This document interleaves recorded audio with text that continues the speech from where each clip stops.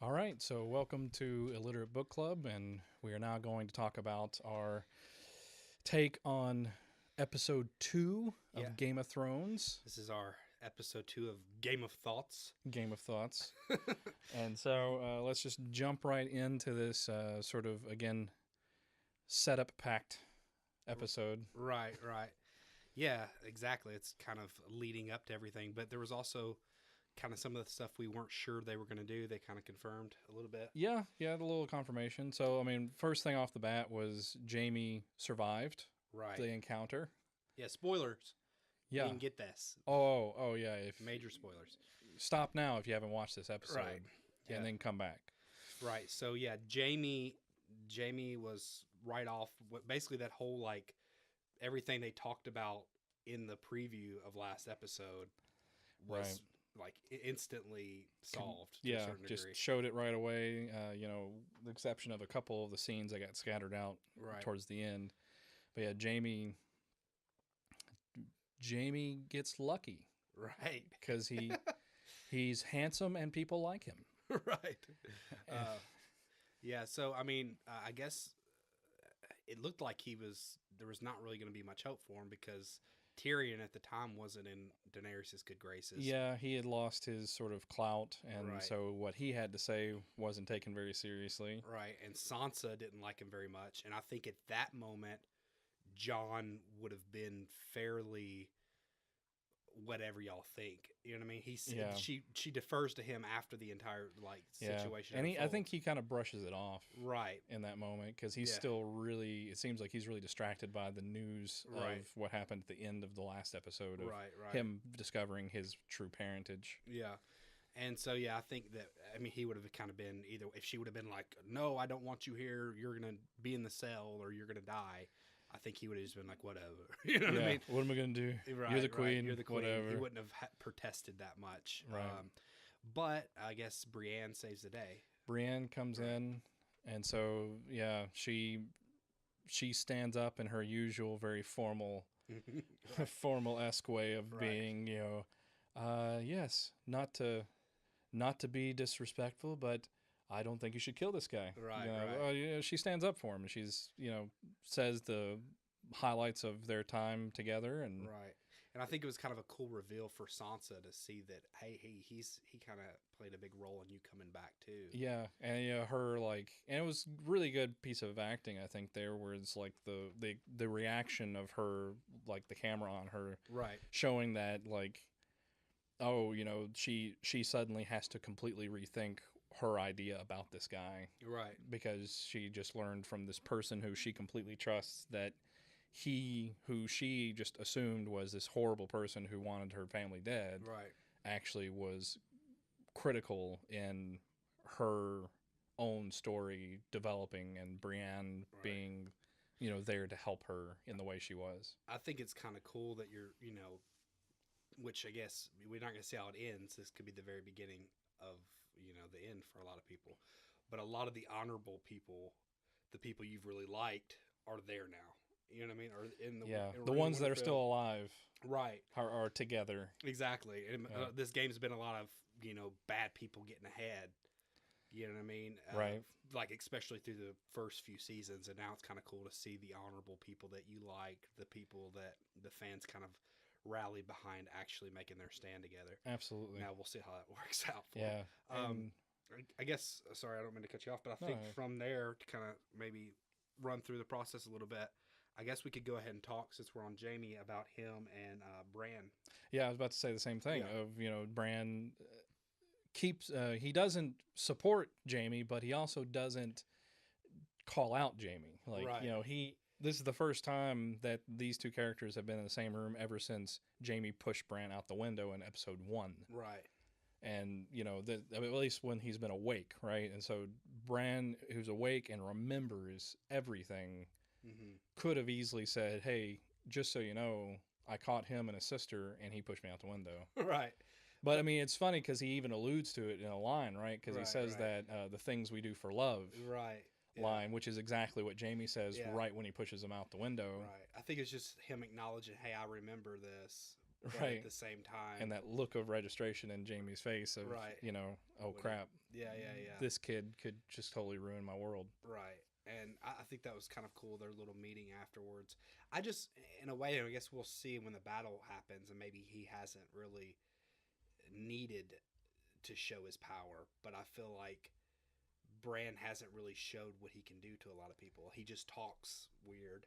You know what I mean? But Right. People are trusting. I mean, he gives away those clues of like saying things that no one should know, so that Right. people are like, right. this he's saying It something. would probably help if he like did his little eye things and get somebody's head, Right. make Right. him walk around and like slap somebody, and then just stop and be like, Right. "Yep, see, I'm a boss."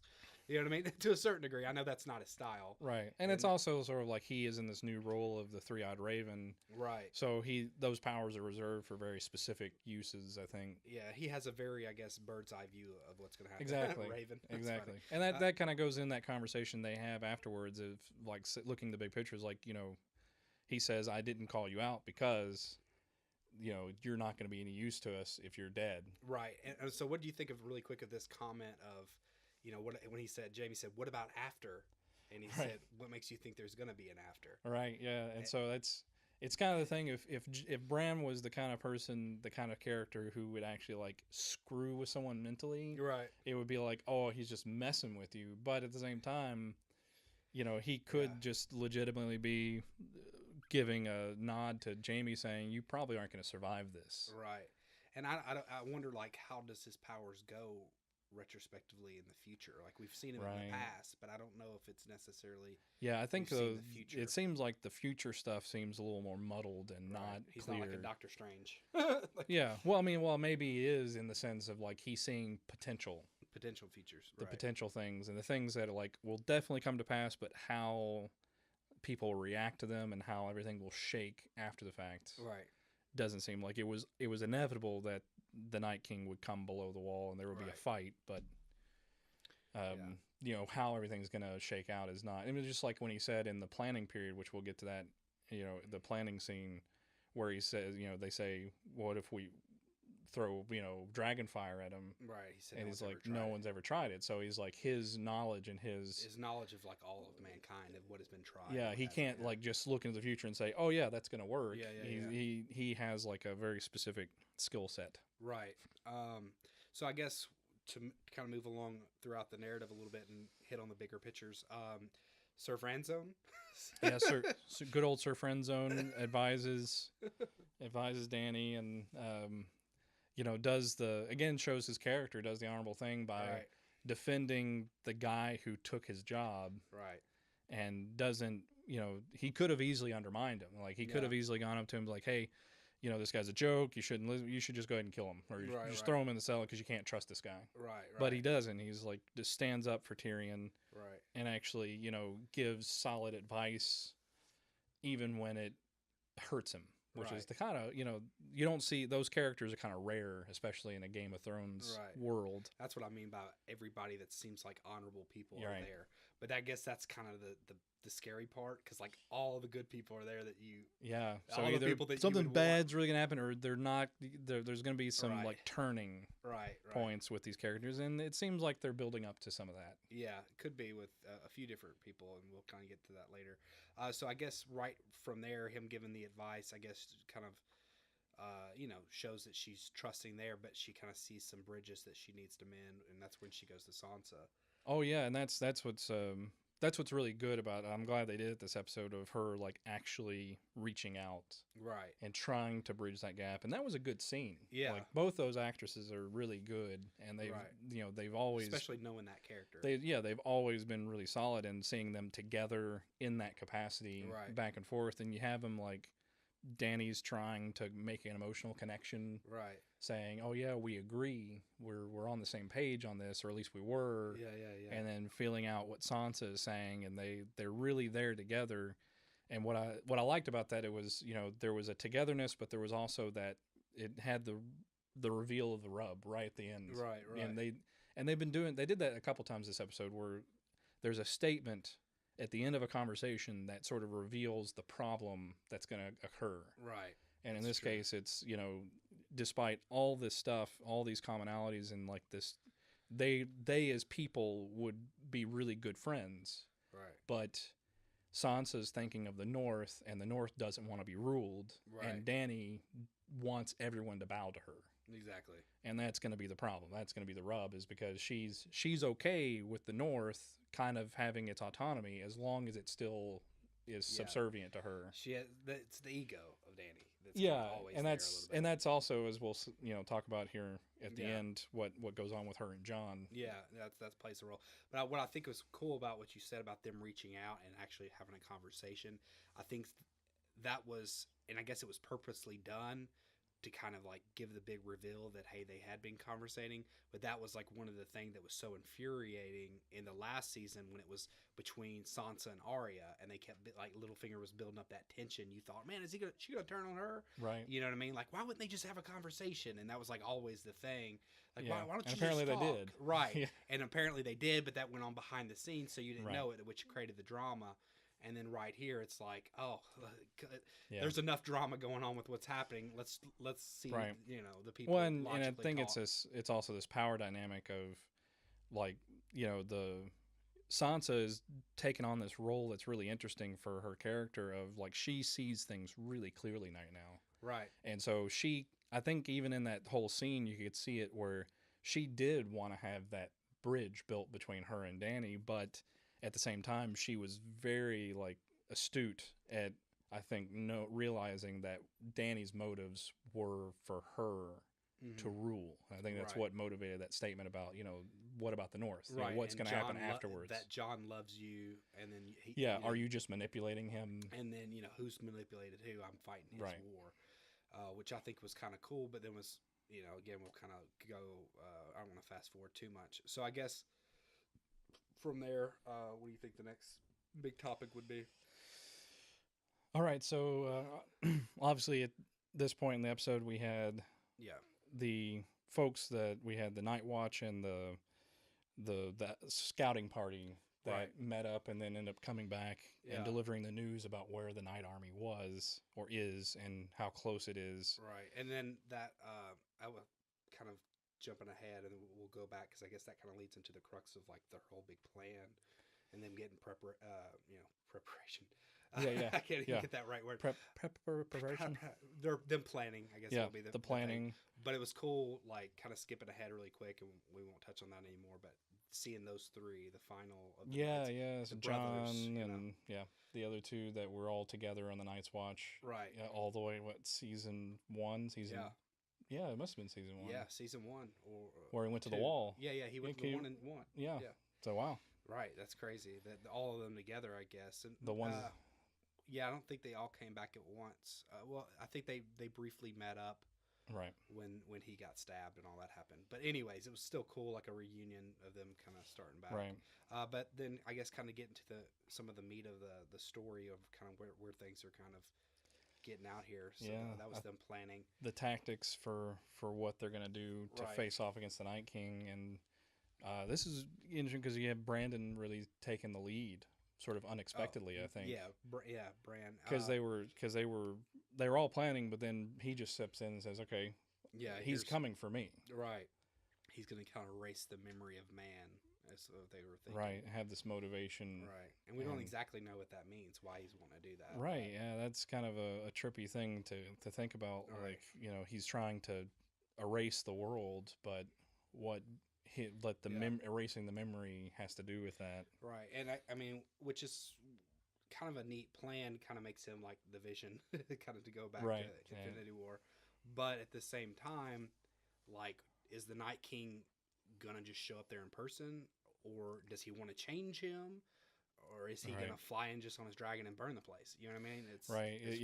Is it just, it seems like he's doing more than just trying to kill him. Right. Because in the previous events where the Night King was getting close, I mean, he didn't kill him. Right. He had a chance, or he looked like he was trying to just get him and capture him. I mean, I could be wrong about that, but it feels like there's more to it than just trying to kill the Three-Eyed Raven. Even though, I mean, he did kill the old Three-Eyed Raven. Right. That's true. He did, but it kind of transferred over. Yeah. So he never killed the idea of the three-eyed Raven. Right. And I remember earlier, like when we were right after we had watched it before we started, you were talking about like something to do with him being maybe a bridge or something like that. Yeah, and that's kind of what I'm wondering about with that kind of character is, I mean, so if you think of like Norse mythology kind of stuff, right, where a Ragnarok happens over and over again. Yeah. It's not just, it's sort of like Ragnarok happens and then out of the ashes of everything, there's a man and a woman that sort of restart the whole cycle again. Right. And then, so like, I'm kind of wondering if if there's been multiple three-eyed ravens, and then there's been multiple of these kind of like events that have sort of wiped out people. If the three-eyed raven doesn't play this role of sort of bringing one generation to the next, bringing the stories and bringing the sort of cultural knowledge from one to the next. Very, very quick side note. Kind of reminds me of like Neo and like the awful Matrix follow-ups. Right. When you just wanted but then, the perfect first movie. To me that also leads to a dark conclusion when you think about that with what he said to Jamie. As we said, what makes you think there's going to be an after. Right. If he doesn't anticipate there being a complete annihilation of everything, and then out of the ashes, he's sort of left in his role. Right. But I guess it kind of throws into question what exactly does he know about the future, because, like him even talking about the dragon fire and all that kind of stuff. Right. Yeah. There's all this stuff that he doesn't know. He doesn't 100% know. So I guess it's going to be a Theon and his group kind of protecting. You think Arya's going to play a role in that part, or no? I mean, I'm not sure. She's the best fighter. Yeah, and they haven't really. I don't recall her saying where she was going to spend her time. Right. She is going to join the fight. She's made it clear that she doesn't want to sit on the sidelines. She's not going to be in the crypt. I kind of have a theory that kind of just came to me. So we saw the preview of her a long time ago running through the crypt like she's scared. Right. Which just seemed very out of character for her, especially now. Unless you're saying, oh, she has something to live for other things. Right. But that being said, I wonder, because I kind of had the idea of like, what if can she put on a white's face? You know what I mean? A lot of times they've exploded, so maybe that doesn't. I don't know how that works. But at the same time, you think, or she might not know that. She could be like luring one of not necessarily the Night King, but she could have been running down the hallways and then, kind of trying to kill him. You know what I'm saying?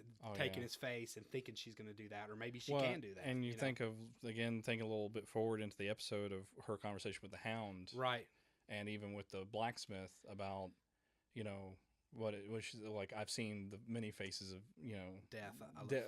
Death has many faces or something to that effect. That was her, I think, talking to Gendry.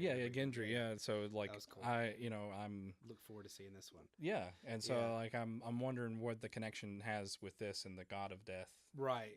That she's the red god. Yeah. Because I think that's kind of a cool little thing, because they could play it around the lines of like, it looks like she is backed up at the corner, like she's gonna die, and then almost like a swing, and then it cuts off, like, oh man, she died, kind of like they did with the old king or whatever. I can't think of the third Baratheon, Stannis, but they could almost do that, and then the next couple scenes later, you see the other knight or the other walker, and him be like, standing around. And I'm really also interested in this, like the concept of the gods, and not to get too far down this rabbit hole, right? But I was just thinking about what we were talking about. So she kind of has this representation. She is, the many-faced god, that she kind of like took on that role. Yeah. And so she could still be representing that god, right, in some sense. And then you have the old gods and the three-eyed raven represented with Brandon. Right. Then you have the Lord of Light, the priest, is still there. Yeah. And then the seven from the south are still kind of present with the faith. Well, you could think of like Tyrion and Jaime and all that kind of being represented. And then, they knighted, right? They knighted when they knighted Brienne. Yeah, that ritual kind of has ties to the seven.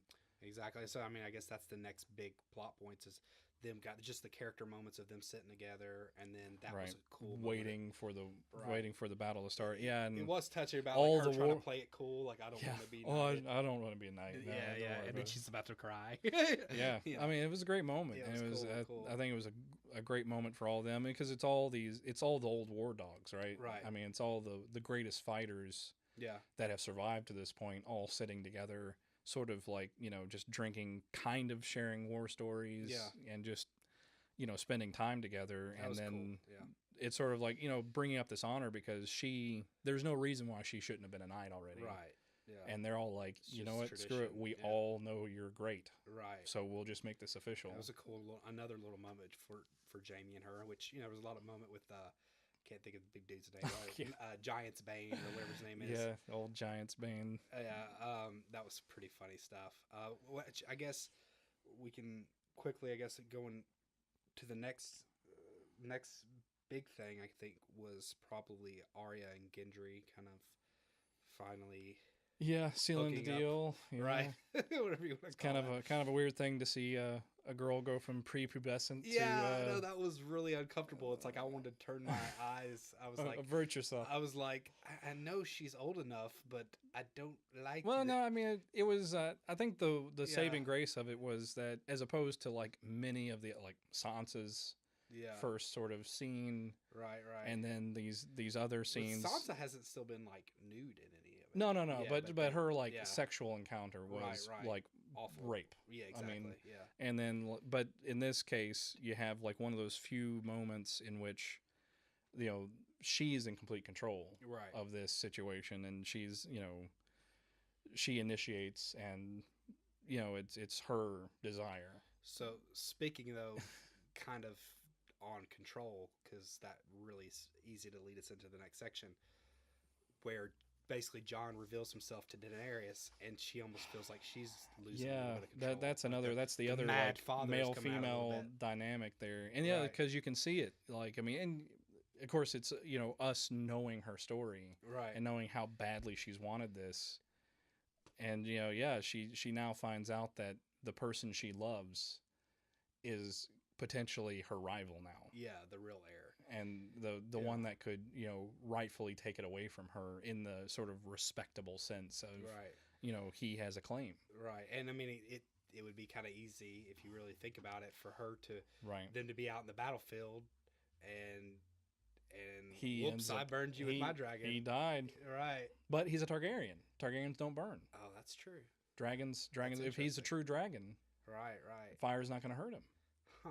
I didn't even think about that. But which, I mean, surely it wouldn't go to there. Yeah. But I mean, who knows with this show? I think the problem's not going to be with Jon himself. Like, I think she'll realize that. I mean, the shock of it, and I think like that's going to be addressed in the next episode, at least before the battle starts. It looked like them standing at the wall. They're going to talk about it. Felt like because I felt like he was going to say, "I don't want you thrown," or something.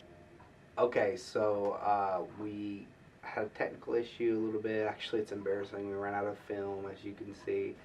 When we were taping that, it definitely wasn't because our battery died and we didn't realize until later. That'd be unprofessional. So yeah, we'll be back next week with more Game of Thrones coverage. Also, we will be doing our in-game full review instead of a commentary this week. So we'll have a full spoiler discussion and review coming out next week as well. So we appreciate you tuning in this week, and we're sorry about the filming issue.